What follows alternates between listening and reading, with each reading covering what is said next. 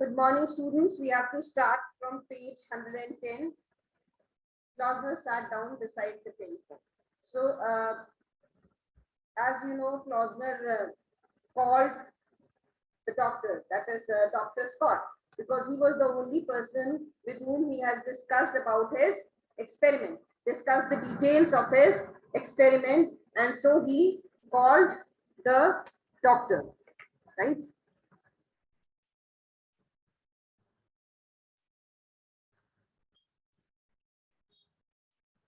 So he called Dr. Scott and he asked him, he requested him rather to come immediately to his place. Now let's see what happens. Someone read, who will read? Anushri? Kostov wants to read. Kostov has raised his hand. So Kostov, you can read.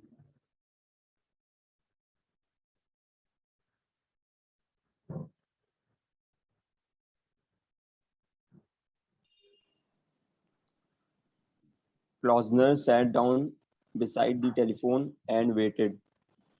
He tried to remember what the shriek of the tree had sounded like, but he couldn't.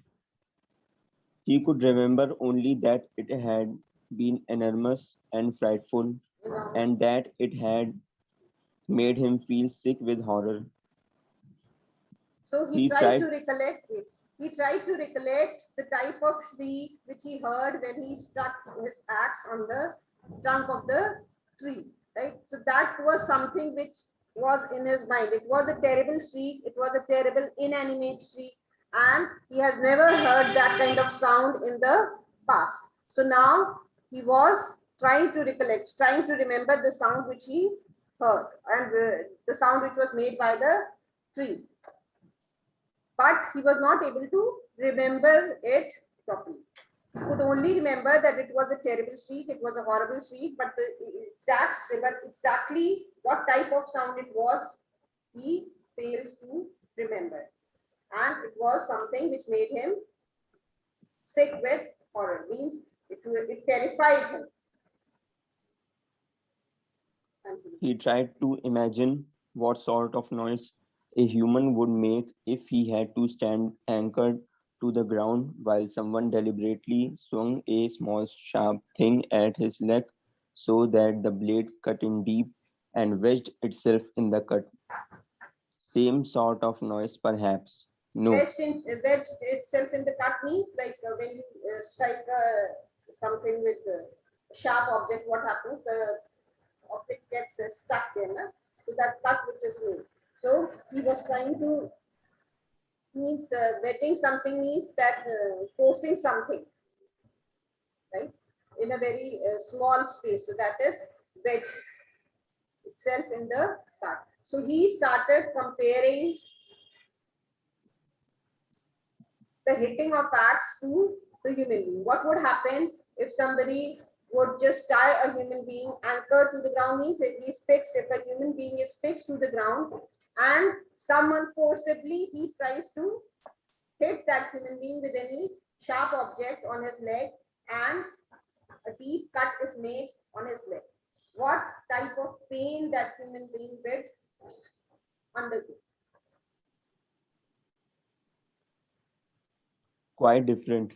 The noise of the tree was worse than any known human noise because of that frightening, toneless, throatless quality.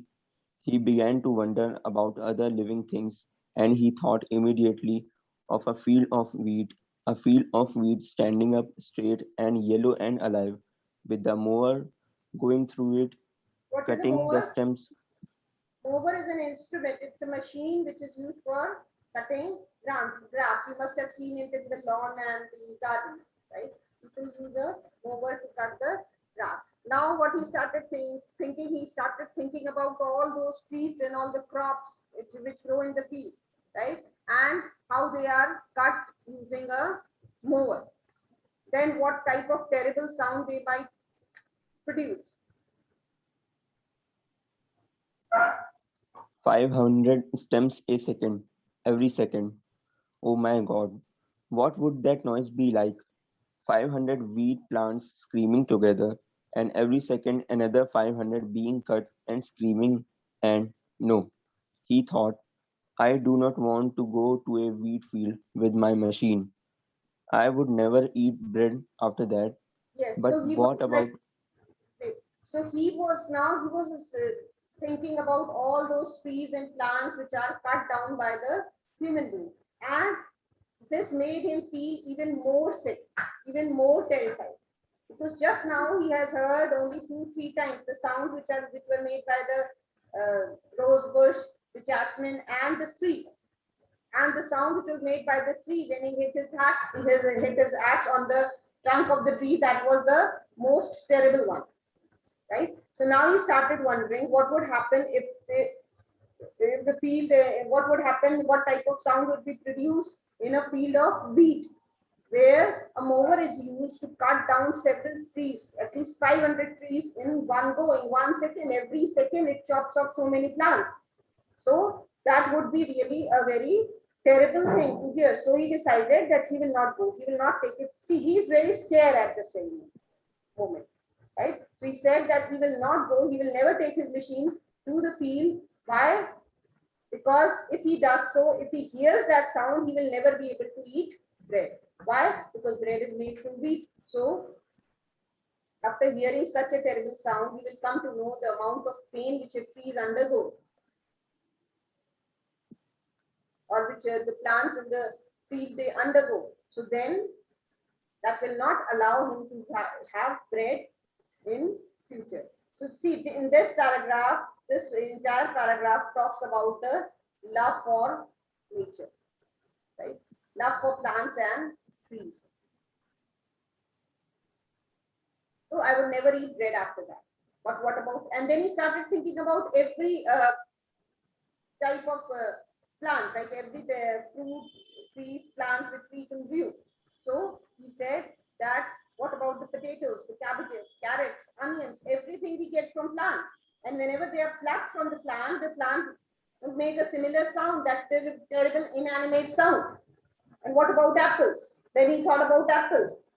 So then he finally realized that apples are all right. No, it's fine to consume apples because apples they fall on their own. They are not snatched away from the trees or plucked from the tree. They fall off naturally when they are ripe. So he said, fine, consuming apples is fine, but wherever you have to be violent with the trees or you have to pluck anything from the trees, cut anything from the trees, so that is not fine because the trees also, plants also feel pain and they shriek whenever they are hit with any sharp object. Continue. apples are all right? They fall off naturally when they are ripe. Apples are all right if you let them fall off instead of tearing them from the tree branch, but not vegetables. Not a potato, for example. A potato would surely shrink, so would a carrot and an onion and a cabbage. So he was like, see, now he was going crazy think with all these thoughts which were coming to his head. He was waiting for the doctor, and in the meantime, all these thoughts they were coming to his mind, right? And they were maddening him. Said consuming apples are fine, but if you allow them to fall on their own, if you pluck the apples from the tree forcibly, then also the tree will shriek because the tree will feel the pain. Consuming vegetables is not okay because the trees they are in pain whenever these vegetables they are plucked and taken away from the trees. Like, but then he thought about potatoes, like consuming potatoes is not okay because the plant will shriek. Then he will dug it from the ground and take out the potatoes. Then he thought about carrot, onion, cabbage, and several other vegetables. Went on and on. There is an endless list, and he was thinking about all the different vegetables and fruits and the different types of trees which provide humans with different things. He heard the click on the front gate latch, and he jumped up and went out and saw the tall doctor coming down the path. little black bag in hand. So he heard some noise, he heard the clicking of the gate, and he jumped, and then he was like out of his thoughts. So he saw the doctor coming, holding his little black bag in hand. Someone read. Albia.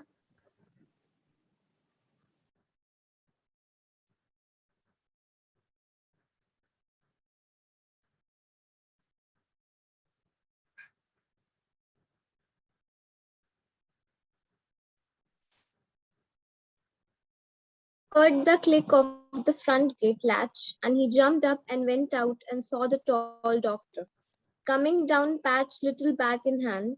Well, the doctor said, well, what's all the trouble? So the Come doctor with said, me. yes, what's the trouble?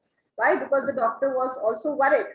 The way he was talking over the phone, that made the doctor tensed, and he said he agreed to come because he could sense that his voice was very similar to the people who call him whenever there is an accident, right? So he was panicky, and so the doctor came immediately. So he said, yes, now tell me, now I am here. What's the trouble? What's your problem? Come with me, doctor. I want you to hear it. I called you because you are the only one I have told. It's over the road in the park. Will you come now? The doctor Said, looked at him. He so seemed what, calm. wait. So what was he trying to do? He was trying to take the doctor to the park, right? He said that come with me in the park. You know, he left his machine and the axe and everything there in the park itself, and he rushed to his house to call the doctor, right? And then after making a call to the doctor, he sat there and started pondering over the plants and the trees and the sounds which they produce, right? So now he took the doctor to the park. The doctor looked at him. He seemed calmer now. There was no sign of madness or hysteria. He was merely disturbed and excited. Yeah.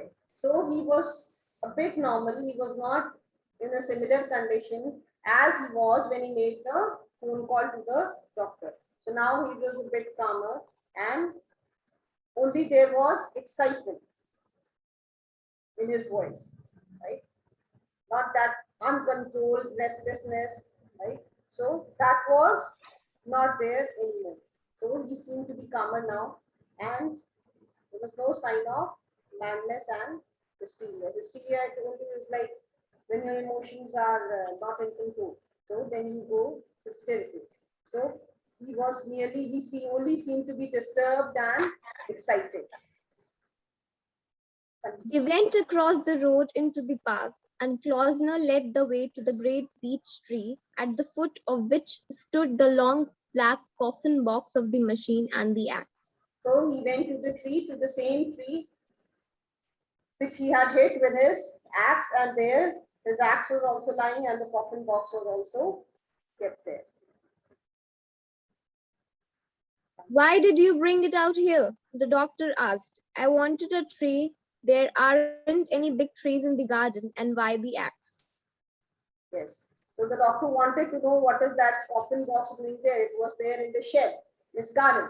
So he said that why did you bring it out here? What is this doing here? So he said that I wanted a tree. There are no big trees in my garden, and I wanted to test my machine on some tree. So then the doctor wanted to know, and what about the axe? Right? So why did you bring the axe?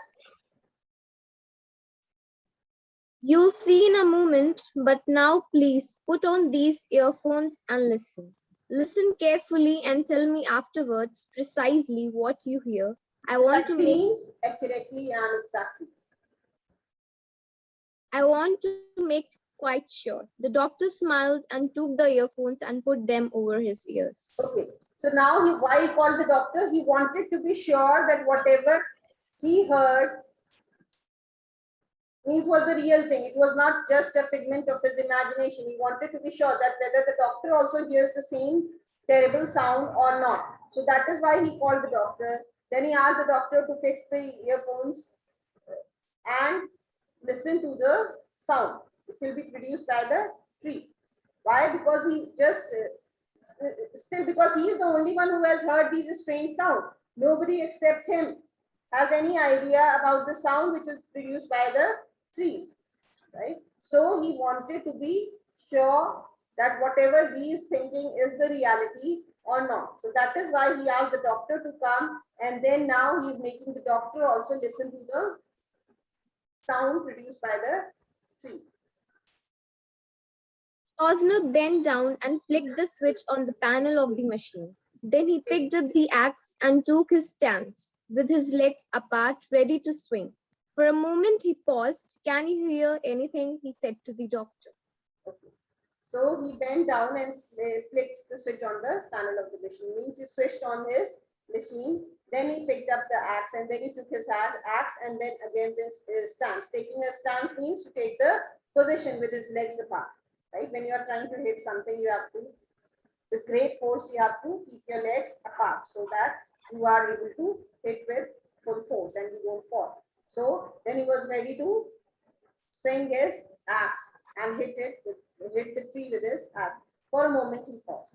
Then he paused for a moment. Why did he pause for a moment? He paused for a moment because again that memory of the shriek which was produced by the tree came to his mind. The terrible shriek. It was a terrible inanimate metallic sound. So he paused for a moment because he was kind of nervous, right? When he recollected, he was a bit scared when he recollected that sound. And so he paused for some time. "Can you hear anything?" he said to the doctor. So then he asked the doctor, "Can you hear anything?" "Can I what?" "Can you hear anything?" So because the doctor had fixed the earphone, so he was not able to listen to what Klosner was saying, listen properly to what Klosner was saying. So he again repeated, "Can I what?" So the Klosner said, "Can you hear anything?" So the doctor replied, "Only the humming sound." So humming sound was produced by the machine. Klosner stood there with the axe in his hand, trying to bring himself to think. But the thought of the noise that the tree would make made him pause again.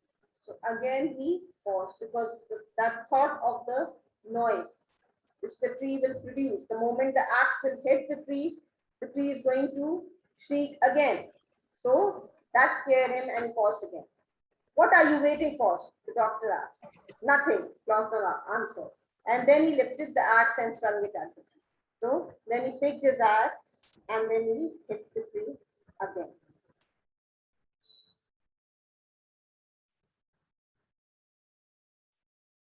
Nothing, Klosner answered. Wait, Alvia, let others do. Shanit. Okay, ma'am. Thank you. Nothing, Klosner answered, and then he lifted the axe and swung it at the tree.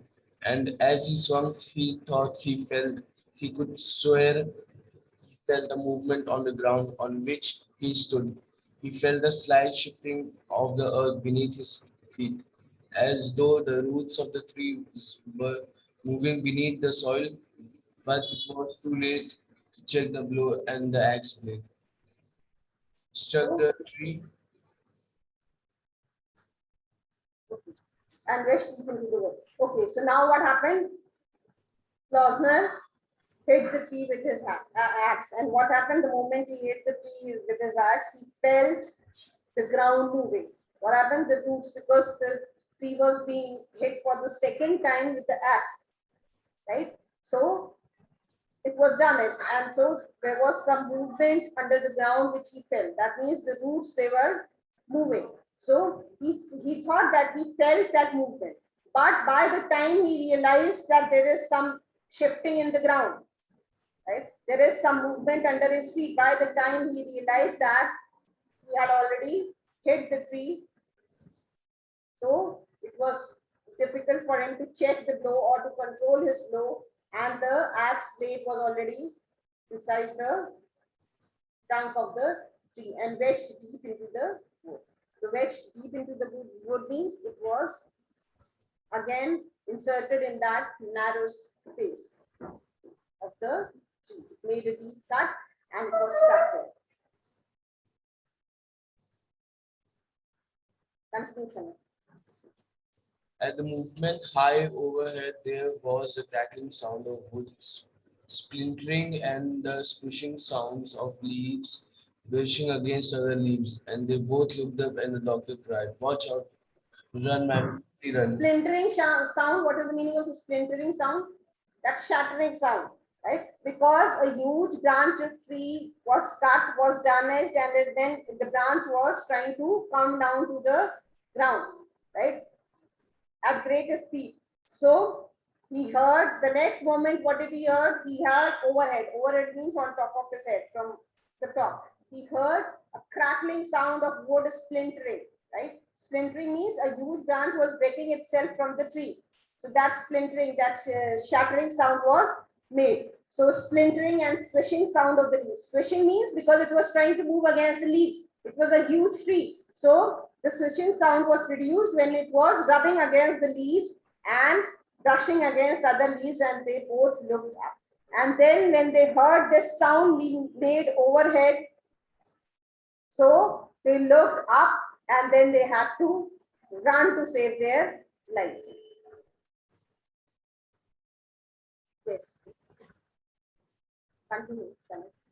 The doctor had ripped off the earphones and was running away fast, but Klausner stood spellbound, staring up at the great branch, 6 feet long at least. There was bending slowly downwards, breaking and crackling and splintering at its thickest point, where it joined the main trunk of the tree.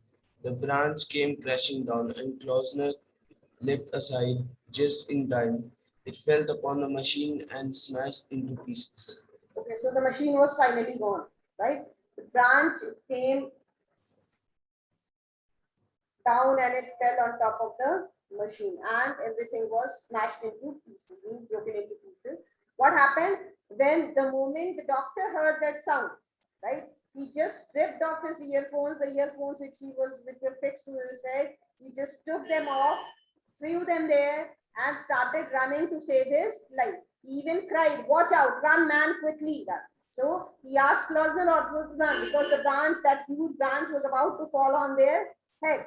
So, but Klausner was standing there completely spellbound, looking at what was happening, right? Looking at the great branch, some 60 feet long at least. The branch was approximately 60 feet long. So you can imagine how huge that branch would have been, right? So it was 60 feet long at least, that was bending slowly downward.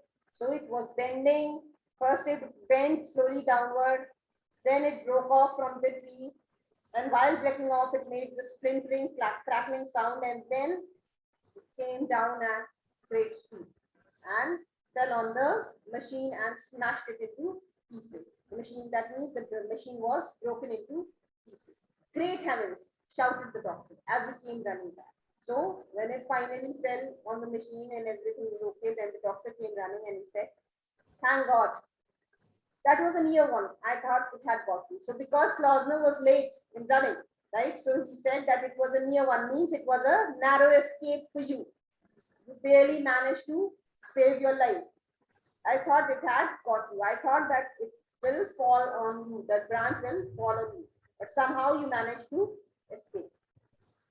Klausner was staring at the tree. His large head was leaning to one side, and upon his smooth white face there was a tense, horrified expression.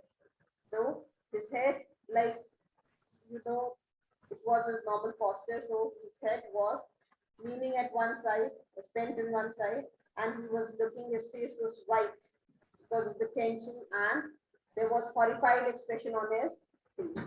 And then what happened? He slowly walked up to the tree and gently tries to break loose from the trunk. See, then what happened? He gently went to the tree and the axe was fixed to the tree only. So he just loosened the axe from the trunk of the tree and took it out. Then what did he ask the doctor? "Did you hear it?" he said, turning to the doctor. His voice was barely audible. So he said, "Did you hear it? Did you hear the sound?"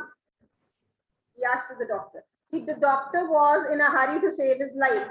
Will he be concerned about the sound produced by the tree? No. But Klausner was, this is also like a sign of his obsession, right? He was too much concerned with the sound only. So he said that, "Did you hear the sound?" turning to the doctor. His voice was barely audible. So because he was tense, so he was speaking very softly. The doctor was still out of breath from the running and excitement. Hear what? So if the doctor had completely forgotten about the sound and he was still out of breath because he had to run to save his life. So he said, hear what? In the earphone, did you hear anything when the axe struck? So he said that, did you hear anything from those earphones when I hit the tree with the axe? So then the doctor tried to recollect whether he heard anything or not. The doctor began to rub the back of his neck. Well, he said, as a matter of fact, so as a matter of fact means to be true, to be more precise and to be true, he paused and frowned a bit. So he paused and frowned and bit his lower lip. No, I'm not sure. So he tried to remember, but he said that no, I cannot be very sure whether I heard anything or not. I couldn't be sure. I don't suppose I had the earphones on for more than a second after that. Said that no, because I don't think that I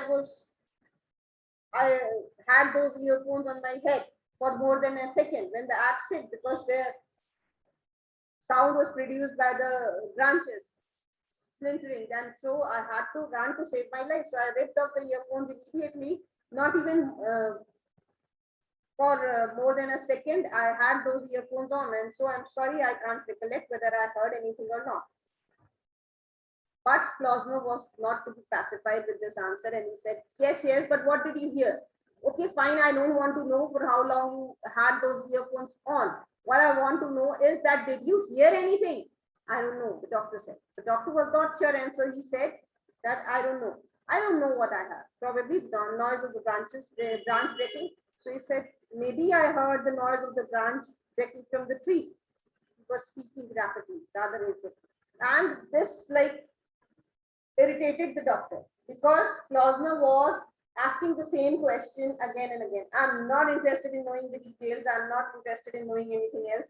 I just want to know that, did you hear anything? Did you hear anything? Did you hear anything? He was going on and on asking the same question. And so the doctor was kind of a bit irritated. Now, because he said that I don't know, I think I heard the noise of the branch breaking. So now Klausner will come up with the next question. What did it sound like?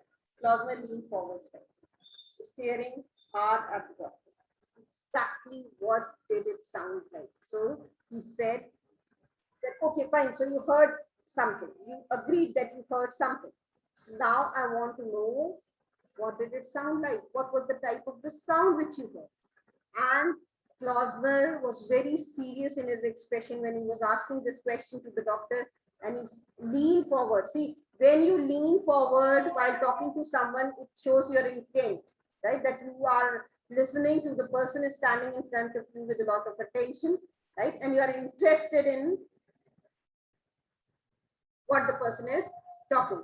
And so Klausner was very much interested in knowing what sound did the doctor hear, right? And so he just bent forward and he was staring at the doctor, and he repeated his question. Exactly what did it sound like? Tell me, explain the sound. Exactly what did you hear? Oh hell. But the doctor was irritated. Doctor said, oh hell, I really don't know. I was more interested in getting out of the way. Let's leave it. He said, I don't know. I can't tell you anything. My concentration was not on the sound. I just anyhow wanted to save myself from that branch of tree which was coming down. So I was more interested in running from there than listening to that stupid sound which you are talking about. Dr. Scott, what did it sound like? But Klausner was very serious, right? Klausner gets impatient and he just wants to know, what sound did the doctor hear, right? So this also is a symptom of his obsession. If you are asked to write about Klausner's obsession, you will write about this also, that he was going on repeating the same question again and again, right? Because he wanted the doctor to be very precise and to explain and tell him very precisely What sound did he hear? And whether it was the same as Klausner heard or not. So, Dr. Scott, what did it sound like? So, his impatience was increasing. He was becoming more and more impatient, and he was continuously asking the same question. Remember, from all this while, he has been only asking about the sound. For God's sake, how could I tell? What with half the tree falling on me and having to run for my life? So with half the tree coming down on me, right? You expect me to listen to some stupid sound which you are talking about, right? How is it possible? So please stop asking this question. Don't ask this to me again, because I actually don't remember what I heard, what I didn't hear. So I have no idea. I was more interested in saving my life because the tree was coming down on me. So I had to run for my life. And that was the only thing I was interested in that moment, not in any sound. The doctor certainly seemed nervous. Klausner had sensed it. So now the doctor was becoming nervous because the doctor also could understand the condition of Klausner, the mental state of Klausner. So the doctor was also becoming nervous, and Klausner sensed it. He stood quite still, staring at the doctor, and for fully half a minute he did not speak. The doctor moved his feet, shrugged his shoulders, and half turned to go. Well, he said, we'd better get back. So now, because Klausner sensed the nervousness of the doctor, so he stopped asking this question, right? So, and he stood there still, staring at the doctor's face for almost 30 seconds. For almost half a minute, he stood there staring at the doctor's face, because he can understand the irritation, the annoyance, and the nervousness of the doctor now, right? And so he stood there, he was just staring at the doctor's face, he didn't say anything.